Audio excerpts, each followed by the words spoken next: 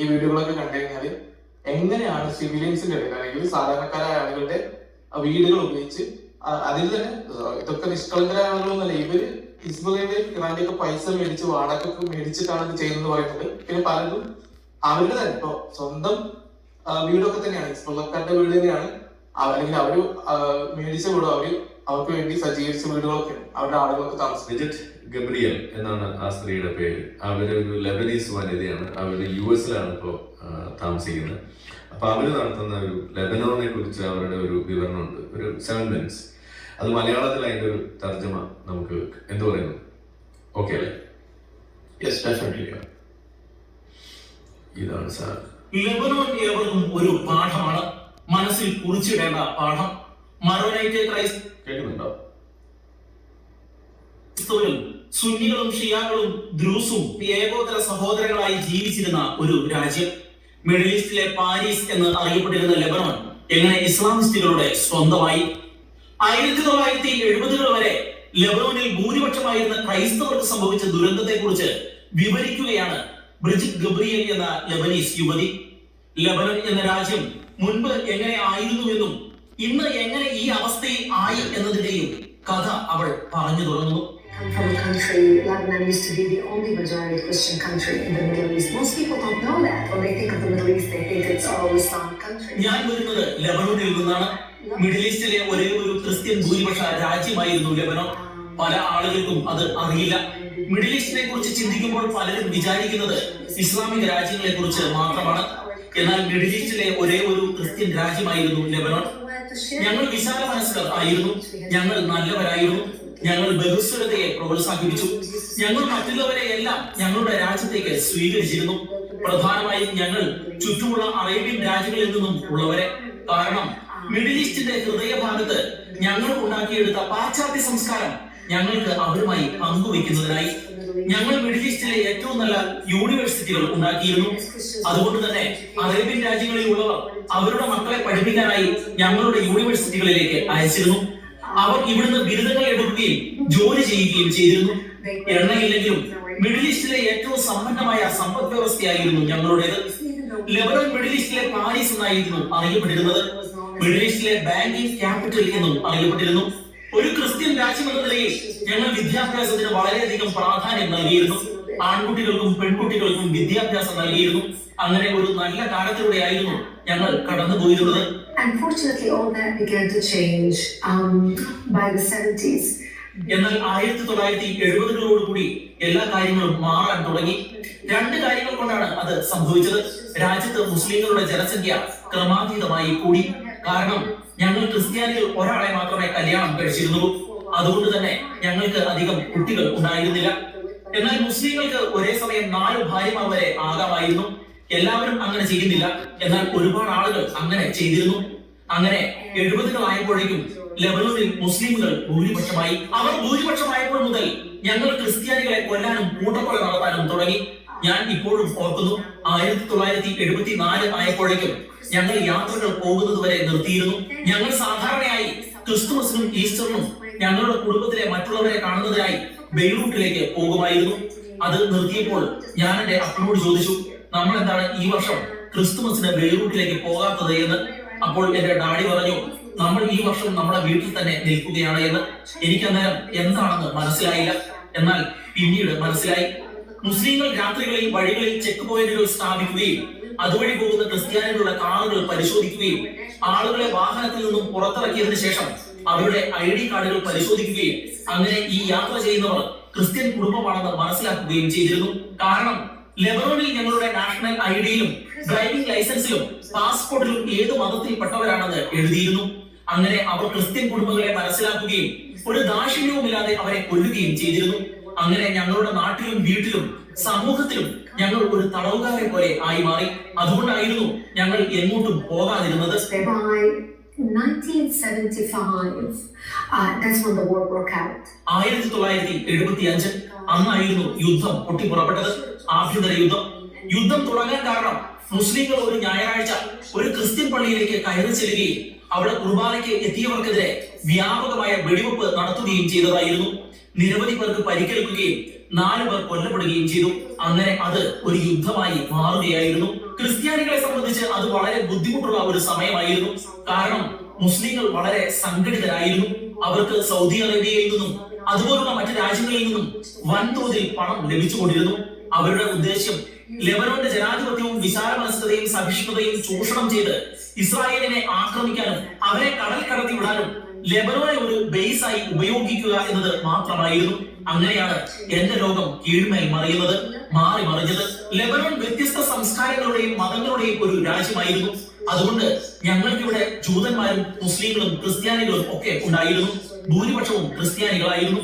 1940 ഞങ്ങൾക്ക് സ്വാതന്ത്ര്യം ലഭിക്കുമ്പോൾ ഞങ്ങൾ 70% ക്രിസ്ത്യാനികളായിരുന്നു.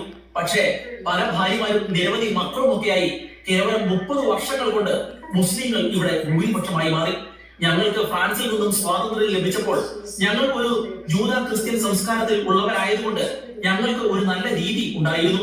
അതുകൊണ്ട് ഞങ്ങൾ ഭരണത്തിൽ മുസ്ലിങ്ങൾക്ക് കൃത്യമായ പ്രാതിനിധ്യം ഉണ്ടാകുന്നതിനായി ആ രീതിയിലാണ് ഞങ്ങളുടെ ഗവൺമെന്റിനെ വിഭജിച്ചത്. രാജ്യത്തിന്റെ പ്രസിഡന്റ് ക്രിസ്ത്യാനിയായിരുന്നു, പ്രധാനമന്ത്രി മുസ്ലിം ആയിരുന്നു, സ്റ്റേറ്റ് സെക്രട്ടറി വേറെ ആയിരുന്നു. അങ്ങനെ പല സ്ഥാനങ്ങളും പല മതങ്ങൾക്കായി വീതിച്ചിരുന്നു. ഒടുവിൽ മുസ്ലിങ്ങൾ ഭൂരിപക്ഷത്തിൽ എത്തി. അവർ ഭൂരിപക്ഷത്തിൽ എത്തിയപ്പോൾ അവരെ സ്വീകരിക്കുകയും സഹിഷ്ണുതയോടെ പെരുമാറുകയും ഭരണത്തിൽ ഉൾപ്പെടുത്തുകയും എല്ലാം ചെയ്തവരോട് അവർ ഒരു തരത്തിലുള്ള സഹിഷ്ണുതയും കാണിക്കാൻ തയ്യാറായില്ല. അവർ ഏതാണ്ട് ഈ രാജ്യത്തിന്റെ ഒരു ഭാഗമേ അല്ലാത്ത ഒരു സ്വഭാവം കാണിക്കുകയും മറ്റേതോ ഒരു വലിയ മുസ്ലിം രാജ്യത്തിന്റെ ഭാഗമാണ് ഞങ്ങൾ എന്ന രീതിയിൽ പെരുമാറുകയും ചെയ്തു. അങ്ങനെ അവർ അവരുടെ സഹോദരന്മാരെ പോലെ ഒരേ രാജ്യത്ത് ജീവിച്ചിരുന്ന ക്രിസ്ത്യാനികൾക്കും യൂതന്മാർക്കുമെതിരെ തിരിയുകയും ചെയ്തു. അവര് ഞങ്ങൾ ക്രിസ്ത്യാനികളെ വളരെ വ്യാപകമായി കൂട്ടക്കൊല ചെയ്യാൻ തുടങ്ങി. അവരുടെ ഒരു നിലപാട് എന്ന് പറയുന്നത് ഞങ്ങളാണ് ഇപ്പോൾ ഇവിടുത്തെ ഭൂരിപക്ഷം, അതുകൊണ്ട് ഇവിടുത്തെ നിയമങ്ങളും കാര്യങ്ങൾ എങ്ങനെ ആയിരിക്കണം എന്നതും ഞങ്ങൾ തീരുമാനിക്കും എന്നതായിരുന്നു. ശരിക്കും അതായിരുന്നു രാജ്യത്തെ ഒരു യുദ്ധത്തിലേക്ക് എത്തിച്ചത്. ലെബനോനിലെ ക്രിസ്ത്യൻസും ലെബനോനിലെ മുസ്ലിംസും മാത്രമായിരുന്നപ്പോൾ കാര്യങ്ങളെ നിയന്ത്രിച്ചു കൊണ്ടുപോകാൻ ഞങ്ങൾക്ക് കഴിഞ്ഞിരുന്നു. പക്ഷേ ഈ സാഹചര്യങ്ങളെ എല്ലാം മോശമാക്കിയത് ജോർദാനിൽ നിന്നുള്ള പലസ്തീനികളുടെ കടന്നുവരവായിരുന്നു. അവർ ലെബനോനിലേക്ക് വന്നു. കാരണം അന്ന് അവരെ സ്വീകരിച്ച ഒരേ ഒരു രാജ്യം ലെബനോൻ മാത്രമായിരുന്നു. 3ാം പ്രാവശ്യമുണ്ടായ പലസ്തീൻ അഭയാർത്ഥി പ്രവാഹത്തെ സ്വീകരിച്ചത് ഞങ്ങൾ മാത്രമായിരുന്നു. മുസ്ലിം രാജ്യങ്ങൾ അവരെ തങ്ങളുടെ രാജ്യത്തേക്ക് അടുപ്പിക്കാനേ തയ്യാറായില്ല. അതാണ് ഈ മാറ്റങ്ങളെല്ലാം ഉണ്ടാക്കിയത്. തന്റെ രാജ്യത്തിന്റെ കഥ പറഞ്ഞു നിർത്തുമ്പോൾ ബ്രിജിത്ത് ഓർമ്മിപ്പിക്കുന്നത് തങ്ങളുടെ നിഷ്കളങ്കതയും ആതിഥ്യ സ്വഭാവവും എങ്ങനെ തങ്ങൾക്ക് തന്നെ വിനയായി എന്നതിനെ കുറിച്ചാണ്. വിവേകം അത് ഇതിന്റെ പൂർണ്ണമായ മറ്റ് മേഖലകളിൽ ഇവിടെ നടത്തിയിട്ടുള്ള ഇതിന്റെ അവതരണങ്ങൾ വേറെ ഉണ്ട്. ഞാൻ അതിൽ മലയാളത്തിലായതുകൊണ്ട് എടുക്കുന്നേ ഉള്ളൂ. സാധാരണ ആളുകൾക്ക് മനസ്സിലാക്കാൻ കുറച്ചുകൂടി എളുപ്പമായിരിക്കും. ഇത് കേട്ടിട്ടുണ്ടോ? പിന്നെ ഞാന് ഇവര് പറയുന്നത് കേൾക്കുമ്പോ എനിക്ക് എന്റെ വളരെ അടുത്തൊരു എന്നെക്കാലൊക്കെ വളരെ സീനിയർ ആയിട്ടുള്ള ഒരു സുഹൃത്തുണ്ടായിരുന്നു. പുള്ളി ഇത് പറഞ്ഞ് കരയുന്നു. ചരിത്രം പറഞ്ഞിട്ടുണ്ടെങ്കിൽ കരയും. അതെനിക്ക് ഓർമ്മ വരുന്നത് ഇത് കേട്ടപ്പോഴത്തേക്ക്. ഇവര് പറഞ്ഞത് വളരെ കറക്റ്റാണ്. കാര്യം 1960-ൽ 60 തൊട്ട് 70 വരെയുള്ള ഒരു പീരീഡിലാണ് ഈ ഒരു പറഞ്ഞതിൽ ക്രിസ്ത്യൻസ് എന്ന് പറയുമ്പോഴത്തേക്കും ഒരുപാട് അതിനകത്ത് പല ഡിനോമിനേഷൻസ് ഉണ്ട്. ഒരൊറ്റ ക്രിസ്ത്യൻ ഗ്രൂപ്പ് അല്ല.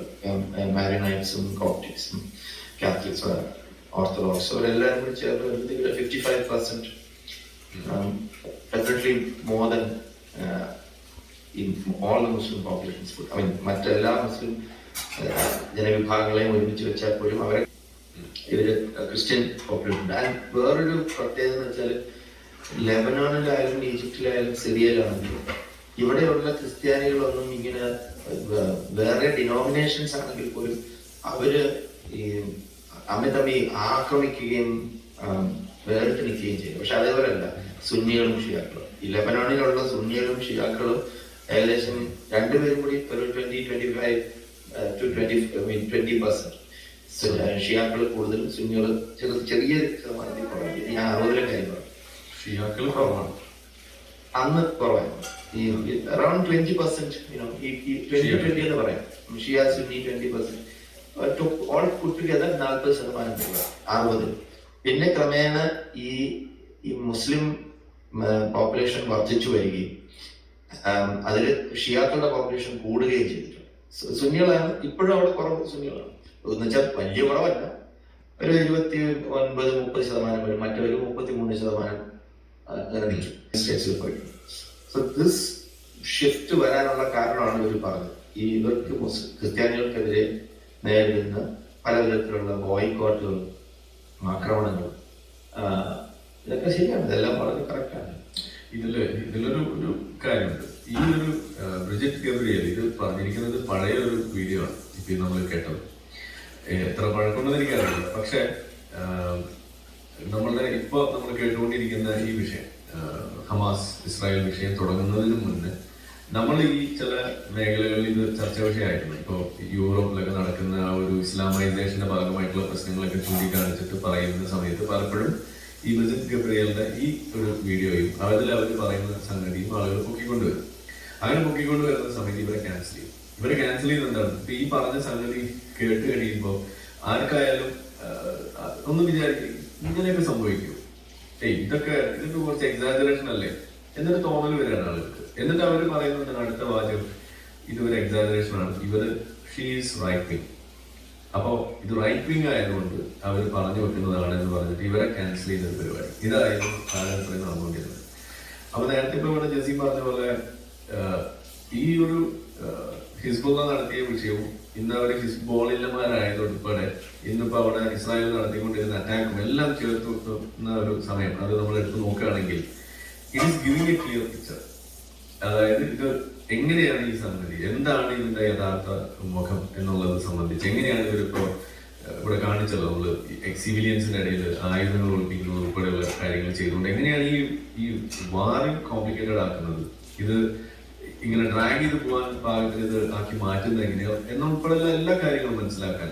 ഇവിടെ ഹമാസിന്റെ കാര്യം പറയുമ്പോൾ ആർക്കും മനസ്സിലാവില്ല. അവരെപ്പോഴും ചോദിക്കും എന്നാലും ഇത്രയധികം കുട്ടികളെ കൊല്ലുന്നത് ശരിയാണോ, 40,000 പേരെ കൊന്നത് ശരിയാണോ എന്നും ചോദിച്ചിട്ട് അതിനെ മറിച്ചിടുന്ന ഒരു കാഴ്ചയാണ്. ഇപ്പൊ കഴിഞ്ഞ ദിവസം ഒരു ഡിബേറ്റ് നടന്നിട്ടുണ്ട് നമ്മളുടെ BBC-യുടെ ഒക്കെ അൽ ജസീറയുടെ ഒക്കെ റിപ്പോർട്ടറൊക്കെ ആയിട്ടുള്ള ഒരാള് നമ്മളുടെ മേരി ഹസനും പിന്നെ നമ്മളുടെ ന്യൂയോർക്ക് ടൈംസിന്റെ ഭാഗമായിട്ടൊക്കെ നിന്നിട്ടുള്ള ഒരു എയ്ലോൺ എന്ന് പറഞ്ഞിട്ടൊരു വ്യക്തി. അദ്ദേഹം ഈ ഇസ്രായേലി ഭാഗങ്ങൾ അത് പറയുന്നതിന് വേണ്ടിയിട്ടൊക്കെ ഒരു സ്പോക്സ് പേഴ്സൺ ആയിട്ട് വരുന്ന ഒരു വ്യക്തി കൂടിയാണ്. അപ്പൊ അവര് തമ്മിലൊരു ഡിബേറ്റ് നടക്കുന്നുണ്ട് കഴിഞ്ഞ ദിവസം നമുക്ക് കണ്ടത്.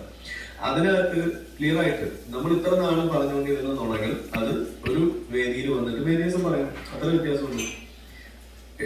ഏതൊക്കെ എന്ന് ചോദിച്ചു കഴിഞ്ഞാൽ സ്വന്തം മിസൈൽ വിട്ടത് തിരിഞ്ഞു വന്ന് മൂട്ടിൽ വീണ് അപ്പുറത്ത് ബിൽഡിങ്ങിൽ ഹോസ്പിറ്റലിൽ വീണ് പൊട്ടിയത് ഉൾപ്പെടെ അതിവിടെ തെളിഞ്ഞതാണ്.